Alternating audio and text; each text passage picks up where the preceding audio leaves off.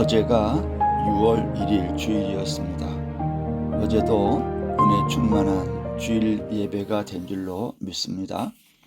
오늘 새벽 기도의 말씀은 역대상 2장 한 장 전체입니다. 1절부터 55절까지인데요. 족보입니다. 이제 어제부터 시작된 역대상의 말씀을 우리가 이번 주부터 살펴보게 되는데요. 첫 시간이라 제가 어제 본문인 1장 1절, 2절, 3절, 4절을 한번 읽겠습니다.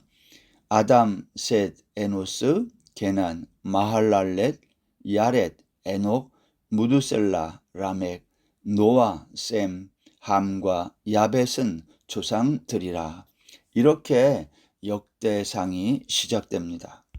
첫 시간이라 역대상에 관한 약간의 서론이 필요하리라고 생각이 됩니다. 여러분, 역대기는요, 우리말 성경에는 이렇게 중간쯤에 나오지만 히브리말 성경에 의하면 이 역대기의 배열이 히브리 성경 제일 마지막, 구약 성경의 마지막에 역대상하가 배치되어 있어요. 그러니까 우리 한글 성경에는 제일 마지막이 말라기로 끝나잖아요. 이게 좀 차이가 있습니다. 왜 그런가 하는 거죠.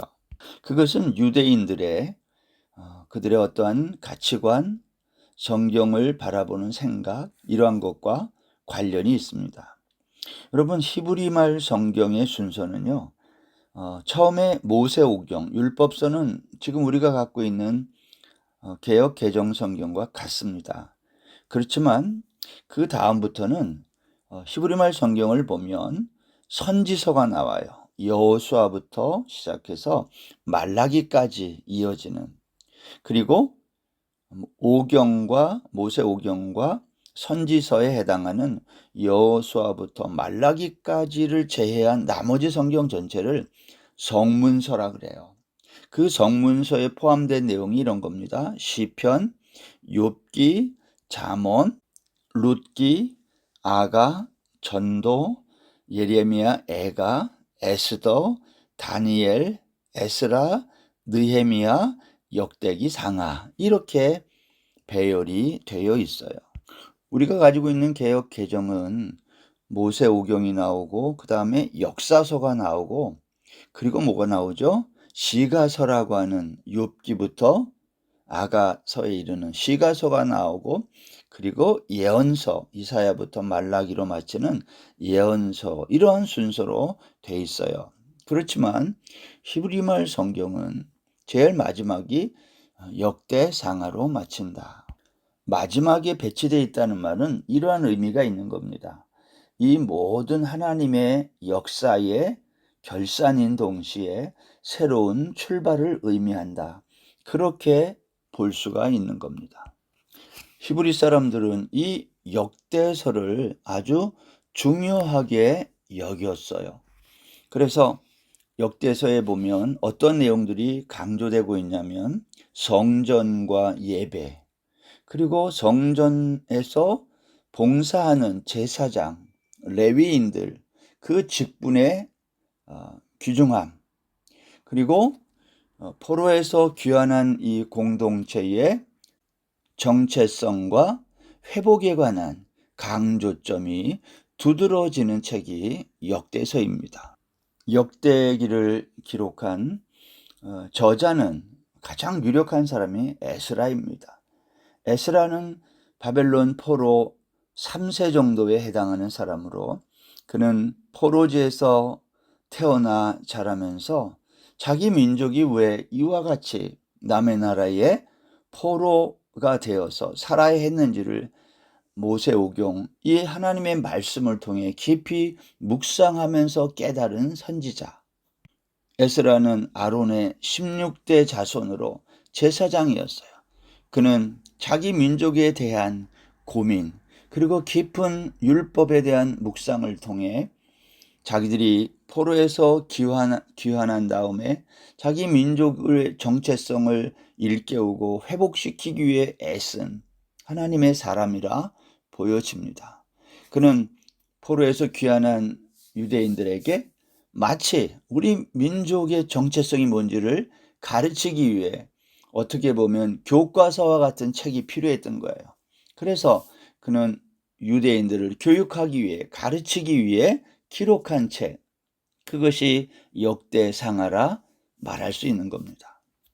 이제 어제 역대상 1장이 마치고 오늘 월요일은요, 역대상 2장의 말씀입니다.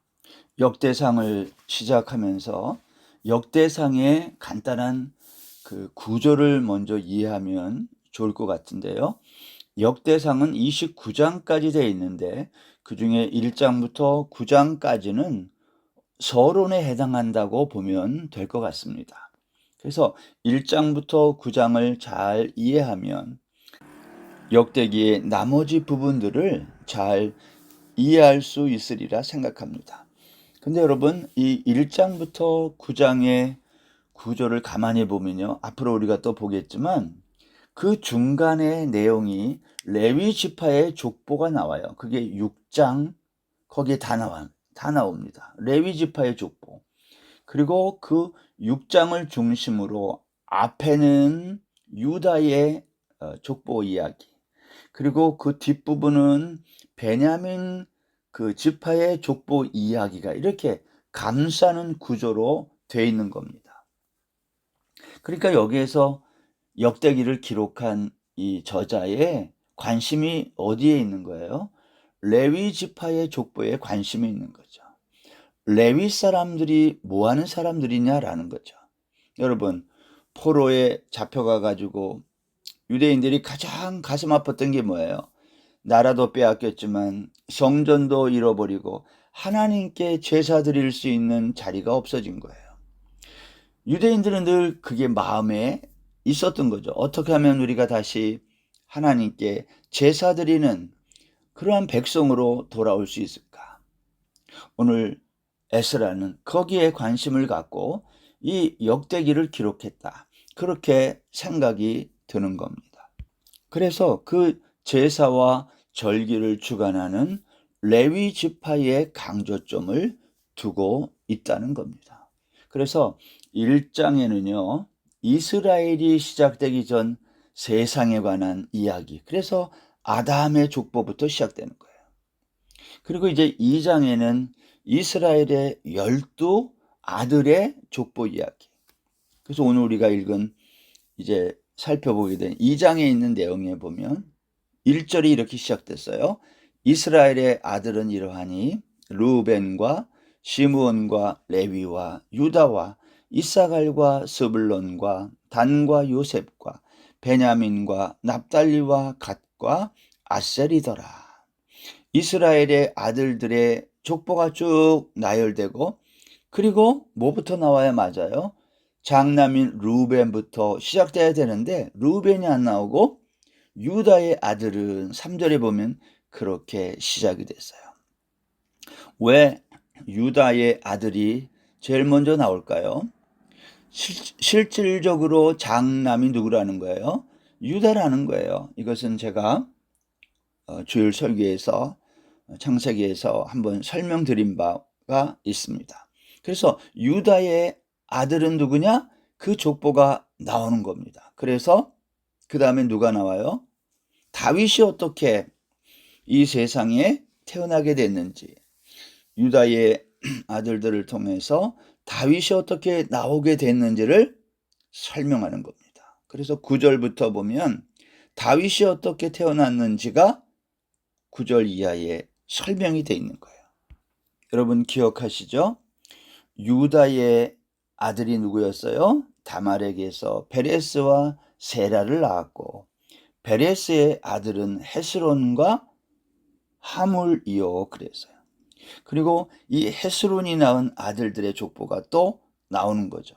다윗은 헤스론이 낳은 아들을 통해서 계속 헤스론은 람을 낳고, 람은 아미나답을 낳고, 그리고 나손을 낳고, 나손은 살마를 낳고, 보아스를 낳고, 오벳을 낳고, 이세를 낳고, 이세는 맏아들 엘리압, 둘째 아미나답, 셋째 시므아, 넷째 느다넬, 다섯째 라떼, 여섯째 오셈, 그리고 일곱째로 다윗을 낳았으며, 오늘 그렇게 기록하고 있는 거죠. 이게 다 서론이거든요.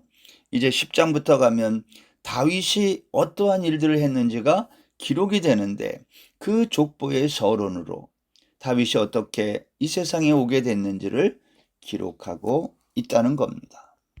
아마 우리 중에 역대상을 딱 펼치고 1장부터 2장 그러면서 9장까지 읽기를 시작한 분들 중에, 야, 이거 무슨 족보 이름만 쭉 나오는 이게 무슨 의미가 있겠느냐, 그렇게 생각하는 분이 있을지 몰라요.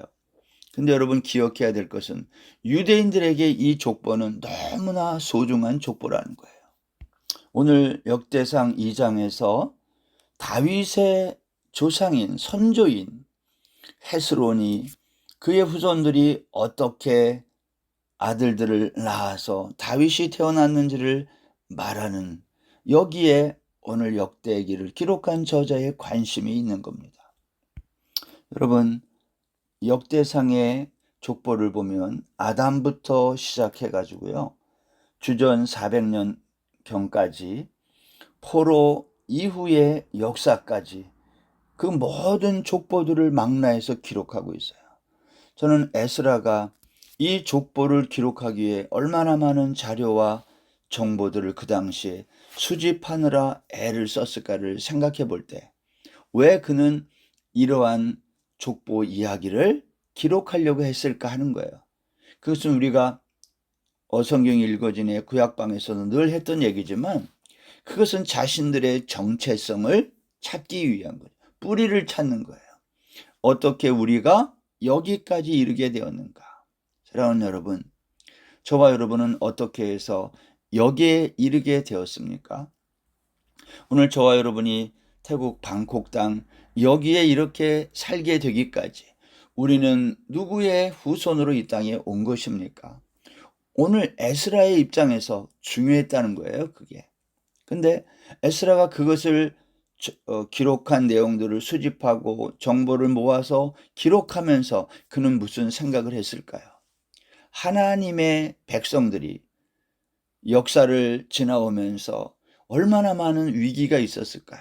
왜냐하면 혈통이 이어져야 되거든요. 만약 중간에 그것이 끊긴다면 어떻게 될까요? 오늘 역대기에는요, 특별히 역대상 1장부터 9장 그 안에는요, 그러한 내용들이 다 망라되어 기록되고 있다는 겁니다. 여기 오늘 본문에도 2장에 보면 34절에 보면 이런 말씀이 있어요. 세사는 아들이 없고 딸뿐이라. 그에게 야르하라 하는 애굽 종이 있으므로 세산이 딸을 그 종 야르하에게 주어 아내를 삼게 하였더니, 아들이 없다는 거예요, 세사는. 그래서 딸밖에 없어. 그럼 혈통이 이어지지 않잖아요. 하나님의 백성, 언약의 백성들이 혈통으로 이렇게 내려가야 되는데 아들이 없으니 어떻게 해요? 그래서 애굽의 종 하나를 택해서 그 애굽의 종을 통해 자손을 잇게 했다는 거예요. 여러분, 우리가 유다가 자기의 며느리 다말을 통해서 베레스와 세라를 얻은 것처럼 하나님의 족보는요, 혈통의 족보가 아니라 믿음의 족보라는 것을 꼭 기억해야 돼요. 하나님은 당신이 우리에게 약속하신 구속의 역사를 성취하기 위해서 믿음의 족보를 이렇게 이어가고 있다라고 하는 진실한 기록과 고백이 역대상 오늘 우리가 읽고 있는 말씀에 포함되어 있는 것입니다. 6월달 특별히 이번 첫 주 한 주간은 저녁 기도회가 있는 주간인데, 우리가 저녁 시간마다 모여서 역대기에 있는 말씀들을 묵상하고 나눌 때 하나님의 이 놀라운 믿음의 족보에 풍성한 은혜가 저와 여러분들에게 넘치기를 주의 이름으로 축원합니다. 하나님 아버지, 오늘 우리가 여기에 이르게 된 것은 하나님의 은혜이며, 우리가 역사를 모르고서 우리의 현재를 알 수 없습니다.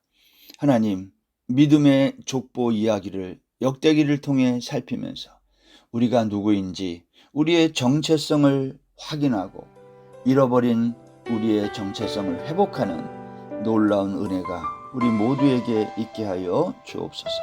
예수님의 이름으로 기도드립니다. 아멘.